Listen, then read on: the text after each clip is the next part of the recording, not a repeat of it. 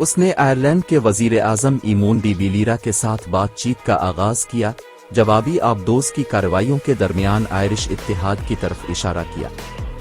Churchill کے Washington کے بعد کے دورے نے جرمنی کی شکست کو ترجیح دیتے ہوئے یورپ فرسٹ کی حکمت عملی کو مستحکم کیا۔ ہلکے دل کے دورے سمیت صحت کی خرابیوں کے باوجود چرچل نے سنگاپور کے زوال اور بنگال کے قحط جیسے اہم واقعات کے دوران قیادت کو برقرار رکھا۔ اس کے اقدامات میں قحط سے نجات اور اتحادی کانفرنسوں کو مربوط کرنا شامل تھا، جیسے کہ 1943 میں کاسا بلانکا کانفرنس، جس نے محوری طاقتوں کی طرف سے غیر مشروط ہتھیار ڈالنے کے عزم کی توثیق کی تھی۔ 1943 کے دوران چرچل کے اسٹریٹجک فیصلوں نے اتحادیوں کی کارروائیوں کو تشکیل دیا، سسلی پر حملے سے لے کر اٹلی پر حملے تک۔ ناکامیوں کے باوجود بشمول چیلنجنگ خطہ اور مضبوط جرمن مزاحمت، چرچل پرعزم رہے۔ انہوں نے اسٹریٹجک شراکت داری اور فیصلہ کن فوجی کارروائیوں کی اہمیت پر زور دیا۔ اٹلی میں چیلنجوں کی وجہ سے چرچل نے اپنی حکمت عملی کو نارمنڈی، آپریشن اوور لارڈ پر حملے کو ترجیح دینے اور برطانوی چیفز آف اسٹاف کے ساتھ جامع منصوبہ بندی کے اجلاسوں میں مشغول کرنے کی طرف راغب کیا۔ چرچل نے ان ملاقاتوں کی قریب سے نگرانی کی، جس میں ایزنہاور جنرل والٹر بیڈل اسمتھ اکثر شرکت کرتے تھے، جہاں شہتوت کے منصوبے اور فضائی طاقت کو زیادہ سے زیادہ کرنے جیسے موضوعات پر تبادلہ خیال کیا جاتا تھا۔ اپنے خدشات کے باوجود چرچل نے نارمنڈی پر حملے کی ضرورت کو تسلیم کیا۔ جنگ کے وقت کی قیادت کے درمیان چرچل نے جنگ کے بعد کی اصلاحات کے مطالبات کا بھی سامنا کیا، جن کو نومبر 1942 میں بیورج رپورٹ نے خاص طور پر اجاگر کیا۔ اگرچہ اصلاحات ضروری تھیں، چرچل کی بنیادی توجہ جنگی کوششوں پر رہی۔ ایک ریڈیو نشریات میں جنگ کے بعد کی تبدیلیوں کے لیے جوش و خروش کی کمی کی عکاسی کرتا ہے، جس نے عوام کی طرف سے ملے جلے رد عمل کا اظہار کیا۔ 1945 کے عام انتخابات جون 1944 سے مئی 1945 تک جرمنی کی شکست کے بعد چرچل نے کلیدی بین الاقوامی کانفرنسوں میں اہم کردار ادا کیا۔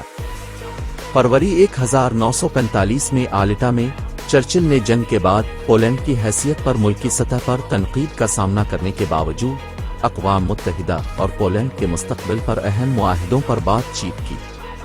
ان کانفرنسوں کے دوران چرچل کی قیادت نے جنگ کے بعد کی جغرافیائی سیاست کی تشکیل میں ان کے کردار پر زور دیا۔ بمباری کی مہم، بشمول متنازع ایریا بمباری کی حکمت عملی، جس کی مثال ڈریسڈن کی تباہی سے ملتی ہے، چرچل کی جنگ کے خاتمے میں تیزی لانے کی کوششوں کی عکاسی کرتی ہے، بعد میں اس کے نتائج کی عکاسی کرتی ہے۔ یورپ میں وی ڈے نے ایک اہم لمحے کی نشاندہی کی، جسے چرچل کی مشہور نشریات اور نمائش کے ساتھ منایا گیا۔ جرمنی کے ہتھیار ڈالنے کے بعد چرچل نے قوم سے خطاب کیا اور جاپان کی حتمی شکست کا انتظار کیا۔ جنگ کے اختتام پر چرچل نے سفارتی چیلنجوں کو نیویگیٹ کیا، بشمول یونٹ کرائسس میں مداخلت، جنگ کے بعد کے معاملات میں اپنے مسلسل اثر و رسوخ کو اجاگر کیا۔ آپریشن ناقابل تصور، ایک فرضی سوویت یونین کے ساتھ تصادم کا منصوبہ، عالمی حرکیات کی تبدیلی کے درمیان چرچل کے تزویراتی تحفظات پر روشنی ڈالی۔ مئی 1945 میں وزیر اعظم کے عہدے سے استعفیٰ دینے کے بعد نگران حکومت میں چرچل کے کردار نے اہم جنگ کے وقت اور جنگ کے بعد کی منتقلی میں ان کی مسلسل مصروفیت کو ظاہر کیا، اس کی پائیدار اہمیت پر زور دیا۔ برطانوی سیاست اور بین الاقوامی تعلقات میں جنگ کے بعد جولائی 1945 میں پوٹسڈیم کانفرنس میں برطانیہ کی نمائندگی کے ساتھ بین الاقوامی معاملات میں چرچل کی مداخلت جاری رہی۔ تاہم اس کانفرنس کو چرچل کے لیے ایک دھچکا سمجھا گیا، ایڈن کی جانب سے ان کی کارکردگی پر تنقید کے ساتھ۔ جولائی 1945 کے بعد کے عام انتخابات کے نتیجے میں چرچل اور کنزرویٹو پارٹی کو حیران کن شکست ہوئی، جس کی بڑی وجہ ان کی مہم کو غلط انداز میں استعمال کرنے اور لیبر کی ممکنہ حکمرانی کا گسٹاپو جیسی حکومت سے موازنہ کرنے والے متنازع ریمارکس کو قرار دیا گیا۔ 1951 کے عام انتخابات میں کنزرویٹو پارٹی کی جیت تک قائد حزب اختلاف۔ اس عرصے کے دوران چرچل ایک نمایاں شخصیت رہے، وفاقی یونینوں سے برطانوی آزادی کو برقرار رکھتے ہوئے پیپے ازم کی وکالت کرتے رہے۔ 1951 में वजीर आजम के ओहदे पर वापस आने पर चर्चिल को सेहत के चैलेंजों का सामना करना पड़ा, लेकिन उन्होंने खारजा उमूर पर तवज्जो मरकूज रखी, खास तौर पर ट्रांस अटलांटिक ताल्लुकात को बरकरार रखने में। उन्होंने सदर ट्रूमैन के साथ करीबी शराकतदारी का इश्तिराक किया, लेकिन यूरोपी दिफाई बरादरी और आलमी तनाज़ात में बरतानवी फ़ौज की शमूलियत जैसे मसाइल पर इख्तिलाफ़ात का सामना करना पड़ा। 1955 तक सेहत के खदशात और सियासी तहफ़्फ़ुज़ात की वजह से चर्चिल का बतौर वज़ीर आज़म दौर ख़त्म हो गया। उनकी रिटायरमेंट ने एक अहम सियासी कैरियर के इख्तिताम को निशान ज़द किया, जिसने जंग के बाद के यूरोप और आलमी सतह पर बरतानिया के किरदार को तश्कील दिया था। अपनी सेहत की खराबियों के बावजूद आलमी मामलात पर चर्चिल का असर बहुत गहरा रहा, जो बरतानवी खुद मुख्तारी और बैन अल-अक़वामी ताउन के लिए इनकी मुस्तकिल वाबस्तगी की अक्कासी करता है। वज़ारत उज़्मा से रिटायरमेंट के बाद चर्चिल 1961 के आम इंतखाबात तक एक रुकन पार्लियामेंट के तौर पर सियासत में सरगर्म रहे, हालांकि इस वक्त तक वो रोज़मर्रा के मामलात में कम मुलव्वस थे। उसने अपने बाद के ज़्यादातर साल चार्टवेल और लंदन की अपनी रहाइशगाह हाइड पार्क गेट में गुजारे, कभी कभार फ्रांसीसी रवीरा पर लापोसा जैसे आला मुआशरे के मकामात का दौरा किया। जून 1962 में 87 साल की उम्र में चर्चिल को मोंटी कार्लो में गिरने का सामना करना पड़ा, जिसके नतीजे में कूल्हे की हड्डी टूट गई। इस वाक़ये ने उनकी सेहत में गिरावट की निशानदेही की। अगले साल अमरीकी सदर जॉन एफ कैनेडी ने उन्हें बाद अज़मर्ग रियासत हाय मुत्तहिदा अमरीका का एजाज़ी शहरी करार दिया, हालांकि चर्चिल अपनी सेहत की वजह से व्हाइट हाउस की तकरीब में शिरकत करने से कासिर थे। चर्चिल के आखिरी साल डिप्रेशन की अलामत नहीं थे, कियास आराइयों के बरक्स। उनके personal secretary Anthony Montague brown, जो अपनी जिंदगी की आखिरी दहाई तक उनके साथ रहे, डिप्रेशन के दावों की सख्ती से तरदीद करते हुए कहा कि चर्चिल ने कभी इसका हवाला नहीं दिया और न ही इस हालत की अलामात जाहिर की। चर्चिल का इंतकाल 24 जनवरी 1965 को हुआ, इसके बाद एक आखिरी स्ट्रोक। इसकी मौत ने रियासती जनाजे पर उकसाया, जैसा कि ड्यूक ऑफ वेलिंगटन और विलियम ग्लैडस्टोन जैसे दीगर मुमताज बरतानवी रहनुमाओं की तरह।